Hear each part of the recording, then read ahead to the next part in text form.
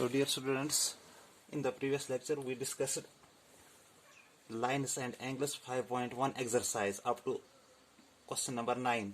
Today we are going to discuss question number 10. What is question number 10? Indicate which pairs of angles are vertically opposite angles and linear pairs. We have provided this diagram and we have to find vertically opposite angles and linear pairs. You may check this diagram.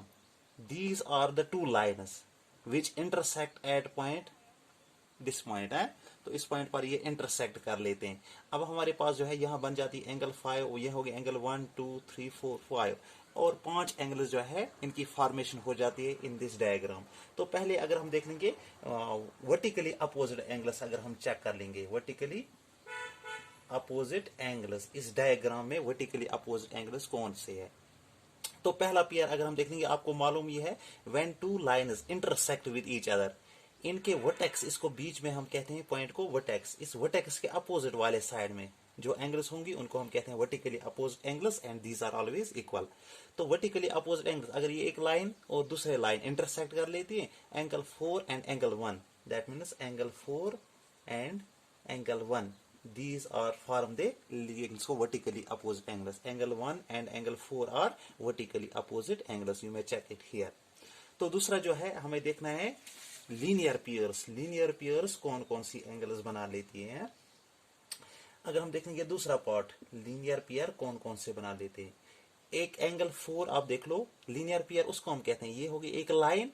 जब एक line पर जो है उसी पर कितने भी angles बन जाए, अगर हम नीचे वाले ऊपर वाले साइड में देखेंगे, ये एक लाइन है तो इसके ऊपर जो है हमने एक रे ड्रा की है. ये 4 और 5 जो है ये आते हैं किसमें, एक लाइन पर, तो ये बन गए लीनियर पेयर, ये दो एंगल्स. तो सिमिलरली अगर मैं फिर से यही लाइन कंसिडर कर लूंगा, इसी लाइन पर जो है एक ही पॉइंट से हमने ड्रा की है 2 रेज, तो इन 3 एंगल्स जो बन जाती है ऑन द लोअर साइड, तो ये 3 जो है एंगल्स जो है they are formed on the same point on the same line. तो इस तरह से जो है ये भी बना लेते हैं लीनियर पेयर. अब ये लीनियर पेयर कौन कौन सा है इसमें वो हमें ढूंढना है.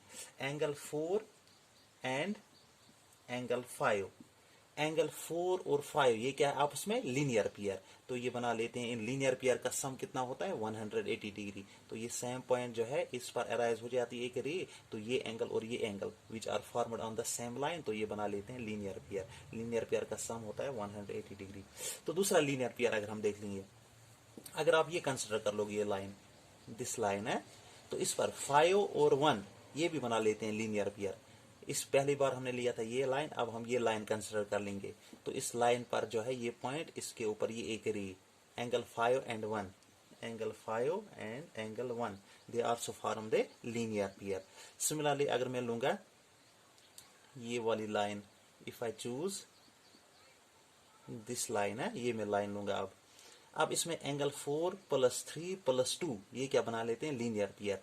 These 3 angles are on the same line, एक इसी लाइन पर है, और ये दो रेज है इसके पास 2 3 4, angle 2 angle 3 and angle 4, they form the linear pair. ये 3 एंगल्स क्या बना लेते हैं, लीनियर पेयर बना लीनियर पेयर. अब हम देख लेंगे question number 11. What is question number 11? You may check on your text book है. तो क्वेश्चन नंबर 11 है हमारे पास, in the following figure is angle 1 adjacent to angle 2, give reasons. हमारे पास एक आप देख लो टेक्स्ट बुक पर इस तरह की एक डायग्राम प्रोवाइड की हुई है. अब यहाँ कह रहा है ये एंगल 1 है और ये कौन सी है, एंगल 2. अब ये कह रहा है इन द फॉलोइंग फिगर, इस फिगर में जो है is angle 1 adjacent to angle 2, angle 1 और एंगल 2 आपस में ये एडजेसेंट एंगल्स है, अगर नहीं है तो हमें देने हैं रीजंस है.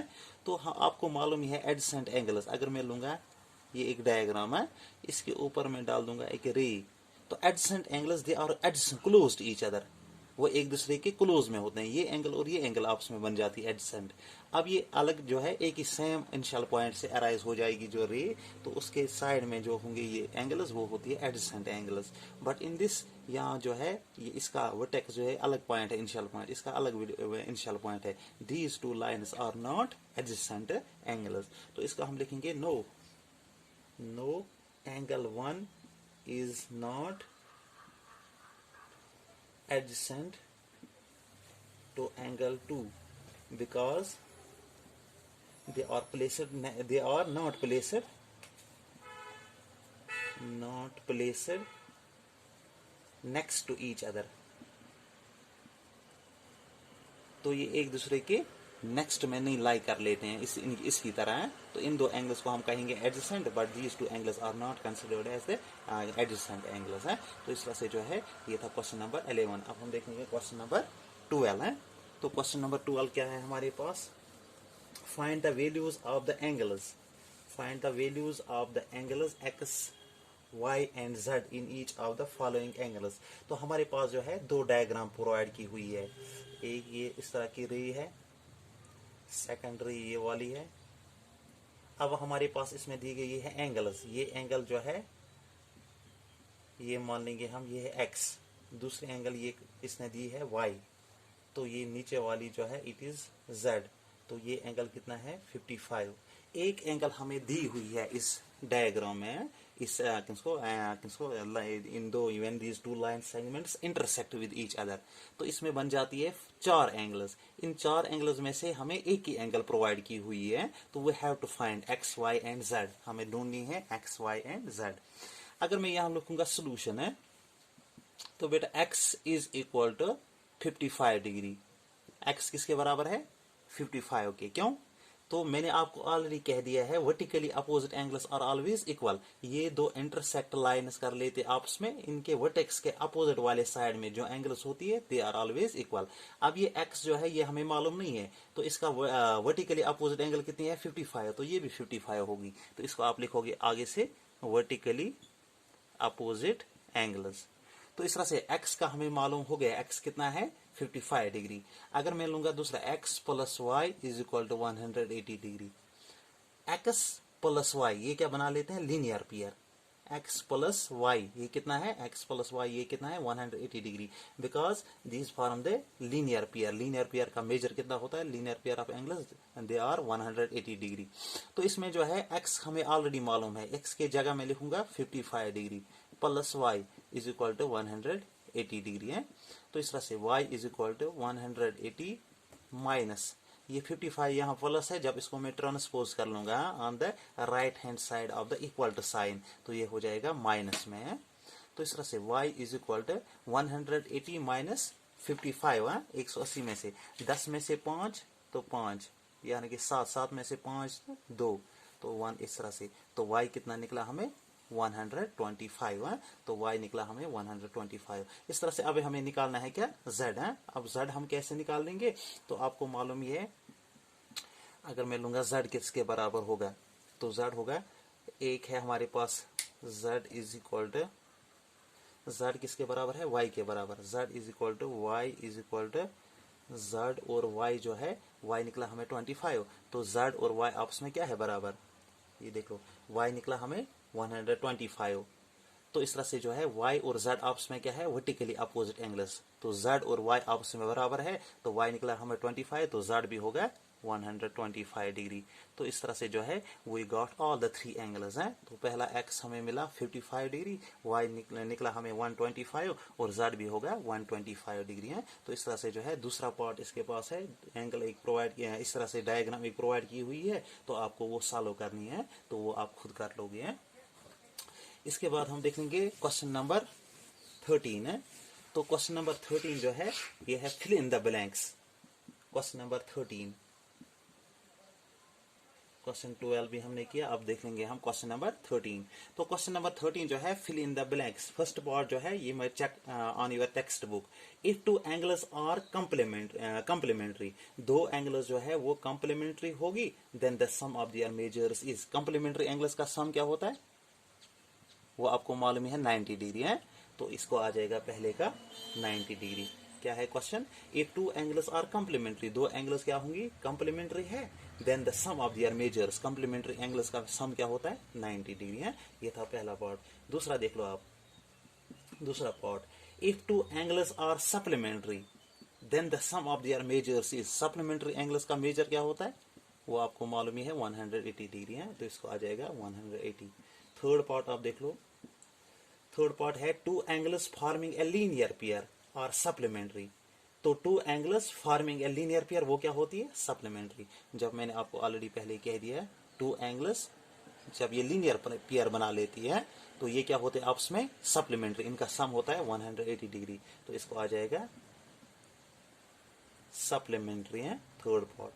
तो चौथा पार्ट आप देख लो, if two angles are supplementary then they form dash dash. दो एंगल्स जब सप्लीमेंट्री होंगी वो क्या बना लेते हैं? They form the linear pair. वो बना लेती है लीनियर पेयर। जब सप्लीमेंट्री एंगल्स होंगी हैं तो ये क्या बना लेते हैं आपस में? Linear pair. तो फिफ्थ पार्ट आप देख लो, if two lines intersect at a point. जब दो लाइन्स एक ही पॉइंट पर क्या कर लेते हैं? Intersect. Two lines, if two lines intersect at a point, then the vertically opposite angles are always vertically opposite। जब ये दो लाइन्स एक दूसरे को इंटरसेक्ट कर लेते हैं तो वर्टिकली अपोजिट एंगल्स क्या होती हैं? They are always equal. वो क्या होती है? इक्वल है। तो इसके बाद जो देख लेंगे हम सिक्स्थ पार्ट है। सिक्स्थ पार्ट क्या है? If two lines intersect at a point and one pair of vertically opposite angles are acute angles, then the other pair of vertically opposite angles are वो क्या होते हैं? Other pair. क्या कह रहा है हमें? If two lines intersect at a point, यही मान लेंगे हम, दो लाइन्स जो है ये इंटरसेक्ट कर लेते हैं एट दिस पॉइंट है। And if one pair of vertically opposite angles are acute, अगर एक पेयर जो है इसमें बन जाती है एक्यूट, फिर से मैं दोबारा ड्रा कर लूंगा, दो लाइन जो है ये इंटरसेक्ट कर लेते हैं एक दूसरे को है। अगर इनमें से एक पेयर वर्टिकली अपोजिट एंगल्स का एक पेयर जो है ये क्या है? एक्यूट। ये दो एंगल्स, ये एंगल क्या है? एक्यूट। तो दूसरा पेयर क्या होगा? तो डेफिनेटली जो है दैट विल बी ऑब्ट्यूस है। तो ये दूसरा पेयर क्या होगा? ऑब्ट्यूस एंगल है। तो इसको हम लिखेंगे ऑब्ट्यूस एंगल है, एंगल्स। तो इसके बाद जो है हम देखेंगे question number 14 in the next lecture है। Thanks for today.